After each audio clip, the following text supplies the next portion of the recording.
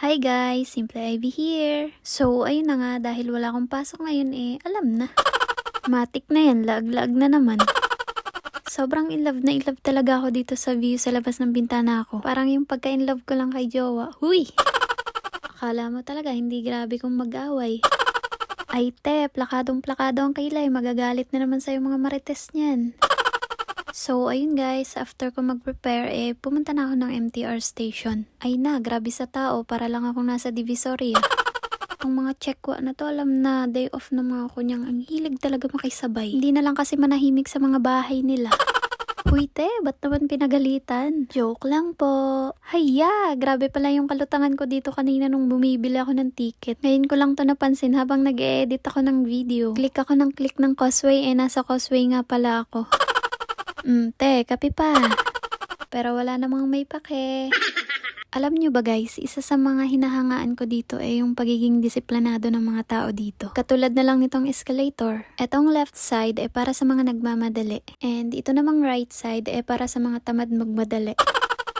Tsaka yung mga MTR station or MRT dyan sa atin, mapalupa or tawid dagat, lahat nasa underground. And ganito naman yung design sa loob sa sakayan ng train. Lahat ng station ay may nakaharang na salamin kaya safe na safe. At paglabas ng MTR station guys, ay ganito yung makikita nyo sa labas. Halos lahat yan ay domestic helper. Halo kasi kami dito may Indonesian tapos mga Pinoy. Na may kanya-kanyang istorya ng buhay dito sa pagiging katulong. May sinuswerte, merong hindi. Kaya ang pag-a-abroad ay lakasan lang talaga ng loob. So, ayun guys, andito na nga pala ako sa mga friend ko. And ganito lang kami, parang nagpipiknik lang. Kain tayo guys. Alam nyo ba guys, yung isa sa mga pagkain na na-miss ko dyan sa atin sa Pinas ay yung sardinas. Nung bago pa lang kasi ako dito sa amo ko, yung mga pagkain dito matabang. Parang nag-a-adjust pa lang yung panlasa ko. Hindi kasi ako ang nagluluto dito sa bahay yung amo ko. Stay in lang kasi siya kumbaga wala siyang trabaho. Kaya ayun, nung makakain ulit ako ng sardinas, dahil ko pa nanalo sa loto. Ay grabe sa OA Basta mag-abroad na lang din kayo para malaman nyo yung sinasabi ko. So, ayun na nga, after namin kumain guys, pumunta kami dito sa isang theme park. Ito ay nasa gitna ng syudad or napapalibutan siya ng mga building. Tsaka karamihan ng mga pasyalan dito mga walang entrance. O, sino ka dyan day? Nag-inarte ka na naman.